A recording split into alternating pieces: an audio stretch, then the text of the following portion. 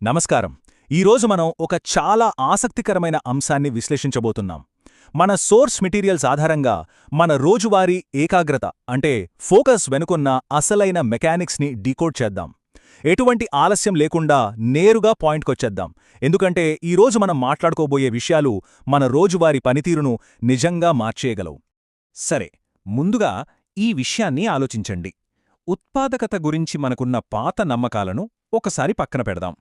ఏకాగ్రతను కాపాడుకోవడమంటే కేవలం మన విల్ పవర్తో అంటే సంకల్ప శక్తితో మనస్సును కంట్రోల్ చేయడమే అనే పాత పద్ధతి ప్రాథమికంగా తప్పు అయితే ఎలా ఉంటుంది? మన సోర్స్ మెటీరియల్స్ సరిగ్గా ఇదే ప్రశ్న వేస్తున్నాయి. మన మెదడు అసలు ఎలా పనిచేస్తుంది అనే దానిపై ఇవి ఒక సరికొత్త కోణాన్ని చూపిస్తున్నాయి. మొదటి విభాగం కోర్ కాన్సెప్ట్. అసలు ఈ ప్రాథమిక అంశాన్ని ముందుగా క్లియర్గా అర్థం చేసుకుందాం.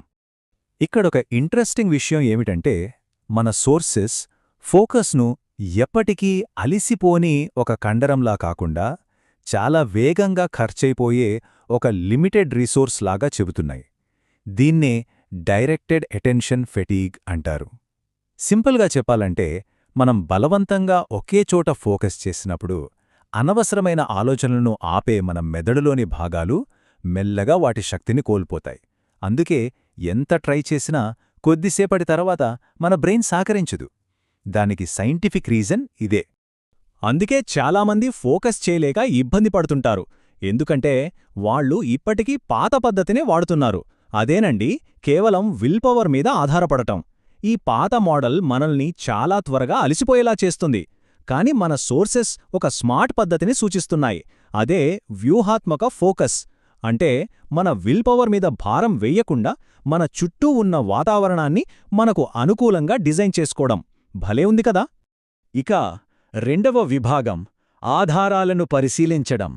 దీనికి సంబంధించిన డేటా మరియు వాస్తవాలు ఏం చెప్తున్నాయో చూద్దాం. పరిశోధనల ప్రకారం ఒక షాకింగ్ నిజమేమిటంటే మనుషులు తాము మేల్కోని ఉన్న సమయంలో ఏకంగా 47% సమయాన్ని ఆ క్షణంలో చేస్తున్న పని కాకుండా మరేదో విషయం గురించి ఆలోచిస్తూ గడుపుతున్నారట. మన రోజువారీ జీవితంలో మన అటెన్షన్ ఎంతలా ముక్కలైపోయిందో ఈ చార్ట్ స్పష్టంగా చూపిస్తోంది. ఆలోచించండి, సగానికి పైగా అంటే కేవలం 53% సమయం మాత్రమే మనం చేస్తున్న పనిమీద ఫోకస్ పెడుతున్నాం. మిగతా 47% సమయం మన మనసు ఎక్కడెక్కడో తిరుగుతూనే ఉంటుంది. ఒక పని మధ్యలో డిస్టర్బెన్స్ వస్తే అది కేవలం చిరాకు తెప్పించడమే కాదు, దాని ఇంపాక్ట్ చాలా తీవ్రంగా ఉంటుంది. సోర్స్ డేటా ప్రకారం ఒకసారి మన పనికి అంతరాయం కలిగితే ఆ పనిని మళ్లీ పూర్తి చేయడానికి 25% అదనకు సమయం పడుతుందట. అంతేకాదు, మనం చేసే తప్పుల రేటు కూడా 15% పెరుగుతుంది. అన్నింటికంటే ముఖ్యంగా ఇలా పదే పదే ఫోకస్ డిస్టర్బ్ అవ్వడం వల్ల మెదడుపై పడే భారం కారణంగా ఒత్తిడి అంటే స్ట్రెస్ లెవెల్స్ ఏకంగా 40% పెరుగుతాయి. ఇవి నిజంగా చాలా తీవ్రమైన కాగ్నిటివ్ పెనాల్టీలు.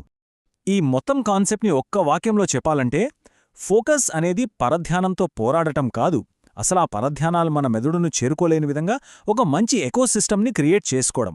అంటే కేవలం సంకల్ప శక్తితో మనం డిస్ట్రాక్షన్స్ని ఆపలేము. మన చుట్టూ ఉన్న వాతావరణాన్ని సరైన పద్ధతిలో సెట్ చేసుకోవడమే బెస్ట్ సొల్యూషన్ అని ఈ కోట్ మనకు క్లియర్గా చెబుతోంది. ఎన్విరాన్మెంట్ డిజైన్ ఎప్పుడూ విల్ పవర్ని డామినేట్ చేస్తుంది. మూడవ విభాగం. ఈ రోజుల్లో ఇది ఎందుకు అంత ముఖ్యం?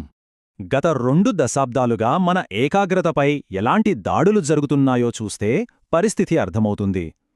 2005లో సింగిల్ డివైస్ వాడే రోజుల్లో కాస్త ప్రశాంతత ఉండేది. కానీ 2012 నాటికి స్మార్ట్ఫోన్ల రాకతో అది పూర్తిగా మారిపోయింది. ఇక 2020లో వచ్చిన రిమోట్ వర్క్ వల్ల ఇల్లు, ఆఫీస్ అనే తేడా లేకుండా పోయి మన మెదడుపై భారం మరింత పెరిగింది. సోర్స్ అంచనా ప్రకారం 2026 నాటికి ఈ అల్గారిథమ్స్ మన అటెన్షన్ని మరింత దూకుడుగా లాగేసుకుంటాయి. మన మోడర్న్ లైఫ్ స్టైల్ మన ఏకాగ్రతను ఎంతలా దెబ్బతీస్తోందో ఇక్కడే అర్థం చేసుకోవచ్చు. షార్ట్ టర్మ్లో వచ్చే చిన్నపాటి మెంటల్ ఫెటీగ్ లాంగ్ టర్మ్లో ఎలా బర్న్అవుట్గా మారుతుందో ఓసారి చూద్దాం. మొదట్లో ఇది కేవలం కాస్త చిరాకుగా, చిన్న మెదడు అలసటగా అనిపించవచ్చు. కాని అదే పనిగా కొనసాగిస్తే దీర్ఘకాలంలో ఏ పనిపైన ఆసక్తి లేని స్థితికి, అంటే ఒక కంప్లీట్ బర్న్అవుట్కి దారితీస్తుందని ఈ డేటా మనకు వార్నింగ్ ఇస్తుంది. నాల్గవ విభాగం ప్రాక్టికల్ అప్లికేషన్. రోజువారీ జీవితంలో మనం పాటించాల్సిన 3 ముఖ్యమైన టేకవేలు ఇవే. మనం అప్లై చేయగల మొదటి పద్ధతి కాంటెక్స్చువల్ యాంకరింగ్. వినడానికి టెక్నికల్గా ఉన్నా దీని అర్థం చాలా సింపుల్. మనం చేసే పనికి తగ్గట్టుగా ఒక ఫిజికల్ స్పేస్ని సెట్ చేసుకోవడం. ఉదాహరణకు, ఎంతో ఏకాగ్రత అవసరమైన పని చేయడానికి ఒక ప్రత్యేకమైన డెస్క్ లేదా ఒక ప్లేస్ని ఫిక్స్ చేసుకోండి. ఆ స్థలంలో కూర్చున్న వెంటనే మన బ్రెయిన్ ఆటోమేటిక్గా ఫోకస్ మోడ్లోకి వెళ్లేలా ఇది ట్రైన్ చేస్తుంది. రెండవది, మైక్రో రెస్ట్ ప్రోటోకాల్. మన ఫోకస్ని రీసెట్ చేయడానికి సోర్స్ సూచించిన ఒక అద్భుతమైన బయాలజికల్ ట్రిక్ ఇది. మీరు నిరంతరంగా స్క్రీన్ వైపు చూస్తూ పనిచేస్తున్నప్పుడు ప్రతి అరగంటకొకసారి కేవలం 90 సెకండ్ల పాటు కళ్లను స్క్రీన్పై నుండి పక్కకు తిప్పండి. దూరంగా ఉన్న వస్తువులను చూడటం వల్ల కళ్లకు, మెదడుకు చాలా రిలీఫ్ దొరుకుతుంది. ఇక మూడవది, ఫ్రిక్షన్ ఆర్కిటెక్చర్స్ని క్రియేట్ చేయటం. ఏదైనా ఒక చెడు అలవాటును లేదా డిస్ట్రాక్షన్ని మొదలుపెట్టే ముందు కేవలం ఒక 20 సెకండ్ల అడ్డంకిని పెడితే ఆ డిస్ట్రాక్షన్ చాలా వరకు తగ్గిపోతుందని సోర్స్ కనుగొంది. ఉదాహరణకు, మీరు ముఖ్యమైన పని చేస్తున్నప్పుడు మీ ఫోన్ను పక్కగదిలోనో లేదా తీయడానికి కష్టంగా ఉండే డ్రాయర్లోనో పెట్టండి. ఆ అదనపు 20 సెకండ్ల సమయం మనల్ని మనం కంట్రోల్ చేసుకోవడానికి ఒక బ్రేక్ లాగా భలే పనిచేస్తుంది.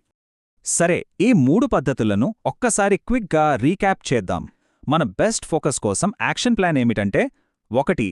పనుల కోసం ప్రత్యేక స్థలాలను సెట్ చేసుకోవడం. 2. కరెక్ట్ టైంకి చిన్న చిన్న బ్రేక్స్ తీసుకోవడం.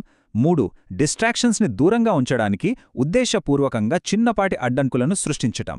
ఈ 3 ప్రాక్టికల్ స్టెప్స్ మనం వెంటనే అమలు చేయగలిగేవి. ఇక 5వ మరియు చివరి విభాగం, ద బిగ్గర్ పిక్చర్.